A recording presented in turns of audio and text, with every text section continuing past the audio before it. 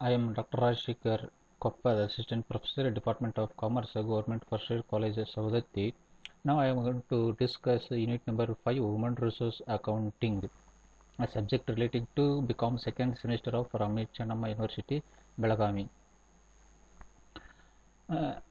All of you know relating to financial accounting and cost accounting, but the present topic is human resource accounting, and this is the new topic and the recent topic. Human resource plays a very important role for the success of the organization. Human resource is the most important part of productivity to ensure growth and development of any organization. Human resources are most valuable asset in productivity because it is the animate resource. It means it is the alive resource. Other resources such as material, machines, money and methods are physical resources, and these physical resources depreciate over long period of time, and such depreciation is accounted in the books of accounts. It means the physical ಭೌತಿಕ ವಸ್ತುಗಳನ್ನು ಆಸ್ತಿಗಳನ್ನು ನಾವೇನು ಮಾಡ್ತೀವಿ ಪುಸ್ತಕದಲ್ಲಿ ನಮೂದುಗಳನ್ನು ಮಾಡ್ತೀವಿ, ಅದನ್ನು ಅಢಾವಿ ಪತ್ರಿಕೆಯಲ್ಲಿ ಅಂದರೆ ಬ್ಯಾಲೆನ್ಸ್ ಶೀಟಲ್ಲಿ ತೋರಿಸ್ತೇವೆ. But human resources have appreciation through training and experience over the period. ಭೌತಿಕ ಆಸ್ತಿಗಳಿಗೆ ಡೆಪ್ರಿಷಿಯೇಷನ್ ಇರ್ತದೆ, ಆದರೆ ಮಾನವ ಸಂಪನ್ಮೂಲದಲ್ಲಿ ಅಲ್ಲಿ ಡೆಪ್ರಿಷಿಯೇಷನ್ ಸವಕಳಿ ಇರುವುದಿಲ್ಲ, ಅಲ್ಲಿ ವೃದ್ಧಿ ಇರ್ತದೆ, ಅದರ ಮೌಲ್ಯದಲ್ಲಿ ವೃದ್ಧಿ ಇರ್ತದೆ. And such appreciation of human resource is not considered while preparing balance sheet. In the conventional accounting, the human resources are not considered, they are not recorded, their appreciation is not recorded in the books of accounts. Expenses incurred on human resources in the form of training and developments are charged as expenses against a revenue of particular period in conventional accounting system. ಇನ್ನು ಸಾಂಪ್ರದಾಯಿಕ ಲೆಕ್ಕ ಪದ್ಧತಿಯಲ್ಲಿ ಮಾನವ ಸಂಪನ್ಮೂಲಗಳಿಗೆ ಸಂಬಂಧಪಟ್ಟಂಥ ಎಲ್ಲ ಖರ್ಚುಗಳನ್ನು ಆಯಾ ವರ್ಷದಲ್ಲಿಯೇ ನಾವು ಲಾಭ ಹಾನಿ ಪತ್ರಿಕೆಗೆ ಖರ್ಚನ್ನು ಹಾಕ್ತೀವಿ.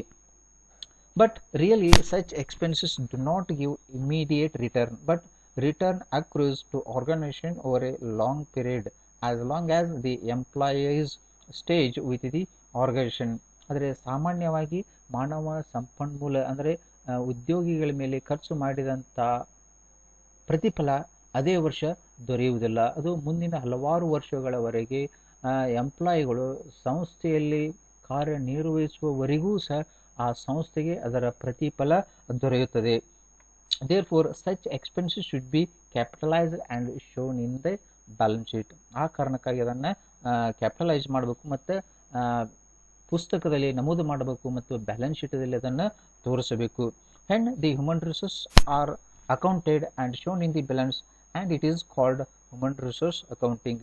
ಯಾವಾಗ ನಾವು ಮಾನವ ಸಂಪನ್ಮೂಲಕ್ಕೆ ಸಂಬಂಧಪಟ್ಟಂಥ ಮಾಹಿತಿಯನ್ನು ಲೆಕ್ಕದ ಪುಸ್ತಕಗಳಲ್ಲಿ ನಮೂದು ಮಾಡ್ತೇವೆ ಮತ್ತು ಅಡಾವೈ ಪತ್ರಿಕೆಗಳಲ್ಲಿ ತೋರಿಸ್ತೇವೆ, ಅಂಥ ಒಂದು ಪದ್ಧತಿಗೆ ನಾವು ಏನಂತ ಕರಿತೀವಿ ಅಂದರೆ ಹ್ಯೂಮನ್ ರಿಸೋರ್ಸ್ ಅಕೌಂಟಿಂಗ್ ಅಂತ ಕರಿತೀವಿ. ಅಂದರೆ ಇದರ ಸಾಮಾನ್ಯವಾದ ಅರ್ಥ, that is the meaning of human resource accounting. Human resource accounting is the art of valuing, recording and presenting systematically the worth of human resources in the books of account of an organization. ಅಂದರೆ ಈಗ human resource ಅಕೌಂಟಿಂಗಲ್ಲಿ ನಾವು ಏನು ಮಾಡ್ತೀವಿ, ಮಾನವೀಯ ಸಂಪನ್ಮೂಲಗಳನ್ನು ಅದನ್ನು ಮೌಲ್ಯೀಕರಣವನ್ನು ಮಾಡ್ತೀವಿ. ಆ ಮೌಲ್ಯೀಕರಣ ಮಾಡಿದಂಥ ಮಾಹಿತಿಯನ್ನು ರೆಕಾರ್ಡ್ ಮಾಡ್ತೀವಿ. ಆ ರೆಕಾರ್ಡ್ ಮಾಡಿದಂಥ ಮಾಹಿತಿಯನ್ನು ನಾವು ಇಂಟ್ರೆಸ್ಟೆಡ್ ಪಾರ್ಟೀಸ್, ಆಸಕ್ತಿ ಹೊಂದಿದಂಥ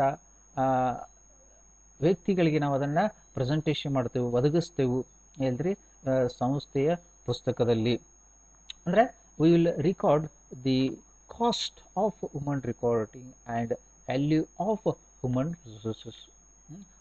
ಹ್ಯೂಮನ್ ರಿಸೋರ್ಸ್ ಅಕೌಂಟಿಂಗ್ ನಾವು ಏನು ಮಾಡ್ತೀರಿ, will record the expenses, the cost of human resources.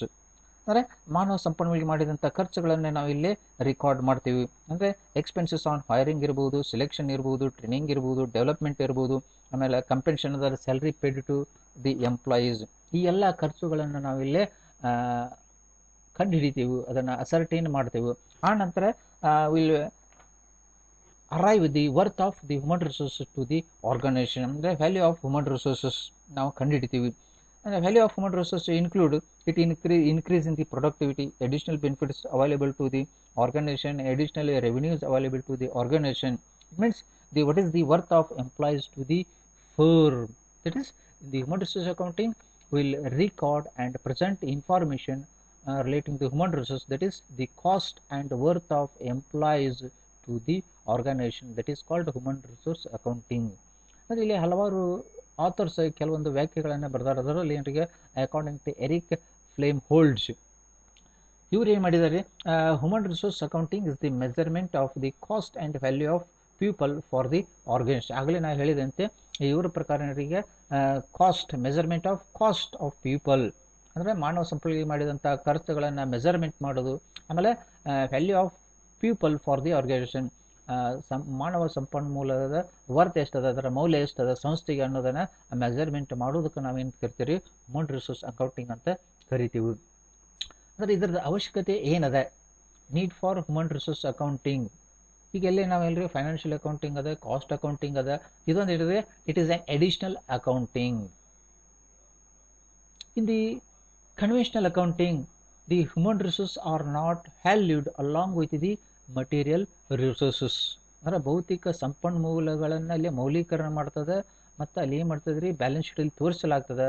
ಆದರೆ ಮಾನವ ಸಂಪನ್ಮೂಲಗಳನ್ನು ಮೌಲ್ಯೀಕರಣವನ್ನು ಮಾಡೋದಿಲ್ಲ, ಅದನ್ನು ಅಢಾವೈ ಪತ್ರಿಕೆಗಳಲ್ಲಿ ತೋರಿಸೋದಿಲ್ಲ. ಆ ಕಾರಣಕ್ಕಾಗಿ ಹ್ಯೂಮನ್ ರಿಸೋರ್ಸ್ ಅಕೌಂಟಿಂಗ್ ಅದ ಅವಶ್ಯಕತೆ ಇದೆ. ಎರಡನೇ ಅವಶ್ಯಕತೆ ಏನಂದ್ರೆ ಈಗ non availability of information of human resources in conventional accounting. ಸಾಂಪ್ರದಾಯಿಕ ಲೆಕ್ಕ ಪದ್ಧತಿಯಲ್ಲಿ ಮಾನವ ಸಂಪನ್ಮೂಲಕ್ಕೆ ಸಂಬಂಧಪಟ್ಟಂಥ ಯಾವುದೇ ಮಾಹಿತಿಯು ಲಭ್ಯತೆ ಇರುವುದಿಲ್ಲ. ಆ ಕಾರಣಕ್ಕಾಗಿ ಇದು ಹ್ಯೂಮನ್ ರಿಸೋರ್ಸ್ ಅಕೌಂಟಿಂಗ್ ಅವಶ್ಯಕತೆ ಇದೆ. ಮೂರನೇದೇನರಿಗೆ ನಾನ್ ರೆಕಾರ್ಡಿಂಗ್ ಆಫ್ ಹ್ಯೂಮನ್ ಅಸೆಟ್ಸ್, ಅಂದರೆ ಮಾನವ ಸಂಪನ್ಮೂಲಗಳನ್ನ ಅದನ್ನು ಆಸ್ತಿ ಅಂತ ನಾವಿಲ್ಲಿ ನಮೂದನ್ನು ಮಾಡೋದಿಲ್ಲ, ರೆಕಾರ್ಡನ್ನು ಮಾಡೋದಿಲ್ಲ. But the human resource are very important for the growth and development of the organisation. ಆ ಕಾರಣಕ್ಕಾಗಿ ಇದು ಅವಶ್ಯಕತೆ ಇದೆ. And no balance sheet of human resource. In the conventional accounting all material assets are recorded, but the human resources are not recorded in the balance sheet. That is the another reason. And the next reason is the expenses on training and development. All organizations incur huge expenses on training and development of the employees. Therefore, it is also necessary to maintain the human resource accounting. And for the purpose of reflection in the financial statements, that is the worth of the human resources. ಈ ಎಲ್ಲ ಕಾರಣಗಳಿಂದ ಏನಾಯ್ತು, human resource accounting maintain ಮಾಡೋದು ಅತಿ ಅವಶ್ಯ ಅದ. ಇದರ ಉದ್ದೇಶಗಳನ್ನು ನಾವು ನೋಡಬೇಕಂದ್ರೆ, the first objective of the human resource accounting that is to provide information about the earning potentials of the employees. ಅಂದ್ರೆ ಉದ್ಯೋಗಿಗಳ ಲಾಭ ಗಳಿಕೆಯ ಸಾಮರ್ಥ್ಯ ಎಷ್ಟದ ಅನ್ನೋದನ್ನು ನಾವು ಒದಗಿಸಬೇಕು. ಈ ಮಾಹಿತಿ ಸಂಸ್ಥೆಯ ಮ್ಯಾನೇಜ್ಮೆಂಟ್ಗೆ ಅತಿ ಅವಶ್ಯಕತೆ ಅದ.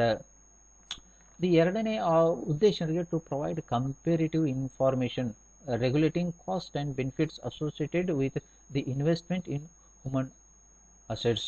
ಅಂದರೆ ಮಾನವ ಸಂಪನ್ಮೂಲಕ್ಕೆ ಸಂಬಂಧಪಟ್ಟಂಥ ಹಲವಾರು ರೀತಿಯ ನಾವು ಖರ್ಚುಗಳನ್ನು ಮಾಡ್ತವೆ.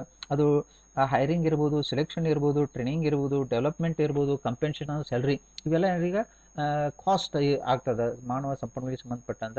ಅದೇ ರೀತಿ ಬೆನಿಫಿಟ್ಸ್ ಅಸೋಸಿಯೇಟೆಡ್, ಈ ಎಲ್ಲ ಖರ್ಚಿಗೆ ಸಂಬಂಧಪಟ್ಟಂಥ ಮಾನವ ಸಂಪನ್ಮೂಲ ಸಂಸ್ಥೆಗೆ ಯಾವ ರೀತಿ ಆದಾಯವನ್ನು ತಂದು ಕೊಡ್ತದೆ ಅದನ್ನು ನಾವು ರೆಗ್ಯುಲೇಟ್ ಮಾಡ್ಬೇಕಂದ್ರೆ ನಾವು ಹ್ಯೂಮನ್ ರಿಸೋರ್ಸ್ ಅಕೌಂಟಿಂಗ್ ಮೇಂಟೈನ್ ಮಾಡಬೇಕು. ಮೂರನೇ ಉದ್ದೇಶ ಏನಂದ್ರೆ ಈಗ to create managerial awareness about the value of human resources accounting. ಅಂದರೆ ಮಾನವ ಸಂಪನ್ಮೂಲದ ಅದರ ಮೌಲ್ಯ ಎಷ್ಟದ, ಹ್ಯೂಮನ್ ರಿಸೋರ್ಸ್ ಅಕೌಂಟಿಂಗ್ ಅದ ಅದರದ ವ್ಯಾಲ್ಯೂ ಎಷ್ಟದ, ಅದರ ಬಗ್ಗೆ ಅವೇರ್ನೆಸ್ಸನ್ನು ಕ್ರಿಯೇಟ್ ಮಾಡಬೇಕು ಅವರಿಗೆ, ಮ್ಯಾನೇಜರಿಯಲ್ರಿಗೆ. ಆಮೇಲೆ to facilitate effective human resource planning. ಮಾನವ ಸಂಪನ್ಮೂಲಕ್ಕೆ ಸಂಬಂಧಪಟ್ಟಂತೆ ನಾವು ಪ್ಲ್ಯಾನನ್ನು ಮಾಡಬೇಕು, ಯೋಜನೆಯನ್ನು ಮಾಡಬೇಕು. ಅಂದರೆ ಎಷ್ಟು ಮಂದಿ ನಮಗೆ ಸಿಬ್ಬಂದಿ ಅವಶ್ಯಕತೆ ಅದ, ಮುಂದಿನ ವರ್ಷ ಎಷ್ಟು ಬೇಕಾಗ್ತದೆ, ಅದ್ರ ಬಗ್ಗೆ ಸರಿಯಾದ ಪ್ಲ್ಯಾನಿಂಗನ್ನು ಯೋಜನೆಯನ್ನು ಮಾಡ್ಬೇಕಂದ್ರೆ ನಮಗೆ ಹ್ಯೂಮನ್ ರಿಸೋರ್ಸ್ ಅಕೌಂಟಿಂಗದ ಅವಶ್ಯಕತೆ ಅದ. ಅಂದರೆ ಇದು ಒಂದು ಉದ್ದೇಶ. ಇನ್ನೊಂದು ಉದ್ದೇಶ to measure the efficiency of the employees. ಅಂದರೆ ಅವರ ಎಂಪ್ಲಾಯೀಸ್ದ ಕಾರ್ಯಕ್ಷಮತೆ ಎಷ್ಟದ ಅನ್ನೋದು ಮೆಜರ್ಮೆಂಟ್ ಮಾಡ್ಬೇಕಂದ್ರೆ ನಾವು ಇದು ಹ್ಯೂಮನ್ ರಿಸೋರ್ಸ್ ಅಕೌಂಟಿಂಗ್ ನಮ್ಮ ನಂತರದ ಉದ್ದೇಶ. ಇನ್ನೊಂದು ಉದ್ದೇಶ ಅಂದರೆ to get sufficient time for planning and budgeting. ಅಂದರೆ ನಾವು ಪ್ಲ್ಯಾನಿಂಗ್ ಮಾಡಬೇಕಂದ್ರೆ ಅದಕ್ಕೆ ಸಾಕಷ್ಟು ಸಮಯ ಬೇಕು. ಸಾಕಷ್ಟು ಸಮಯ ನಮಗೆ ಸಿಗಬೇಕಂದ್ರೆ ಹ್ಯೂಮನ್ ರಿಸೋರ್ಸ್ ಅಕೌಂಟಿಂಗ್ ಮಾಡೋದು ಅದರ ಇನ್ನೊಂದು ಉದ್ದೇಶ. ಆಮೇಲೆ to increase accountability of management for its human resources. ಮಾನವ ಸಂಪನ್ಮೂಲ ಅಂದರೆ ಸಿಬ್ಬಂದಿಯನ್ನು, ಉದ್ಯೋಗಿಗಳನ್ನು ನೇಮಕಾತಿ ಮಾಡ್ತಾರೆ, ಅವರಿಗೆ ತರಬೇತಿ ಸಂಬಂಧ ಹಲವಾರು ರೀತಿಯ ಖರ್ಚುಗಳನ್ನು ಮಾಡ್ತಾರೆ, ಅವರಿಗೆ ವರ್ಕನ್ನು ಅಲೋಕೇಟ್ ಮಾಡ್ತಾರೆ. ಇವ್ರನ್ನ ಎಲ್ಲ ಮಾಡೋರು ಯಾರಿಗೆ? ಮ್ಯಾನೇಜ್ಮೆಂಟ್. ಅವ್ರದ್ದು ರೆಸ್ಪಾನ್ಸಿಬಿಲಿಟಿ ಹೆಚ್ಚಾಗಬೇಕಂದ್ರೆ, ಅವ್ರದ್ದು ಹೊಣೆಗಾರಿಕೆ ಹೆಚ್ಚಾಗಬೇಕಂದ್ರೆ ಅವರಿಗೆ ಅಕೌಂಟಬಿಲಿಟಿ ಕ್ರಿಯೇಟ್ ಮಾಡೋದು ಏನಿದೆ ಹ್ಯೂಮನ್ ರಿಸೋರ್ಸ್ ಅಕೌಂಟಿಂಗ್ ಉದ್ದೇಶ. And the last one is to assist the management in decision making. ಅಂದರೆ ಮಾನವ ಸಂಪನ್ಮೂಲಿಗೆ ಸಂಬಂಧಪಟ್ಟಂಥ ಏನಾದರೂ ಖರ್ಚು ವೆಚ್ಚಗಳನ್ನು ಹೂಡಿಕೆ ಮಾಡ್ಬೇಕಂದ್ರೆ ಅದಕ್ಕೆ ಸಹಾಯ ಮ್ಯಾನೇಜ್ಮೆಂಟ್ ಸಹಾಯ ಮಾಡೋದು ಏನಿದೆ ಹ್ಯೂಮನ್ ರಿಸೋರ್ಸ್ ಅಕೌಂಟಿಂಗ್ದ ಉದ್ದೇಶ. That is the human resources accounting. ಇದು ಮೊದಲನೇ ಭಾಗ.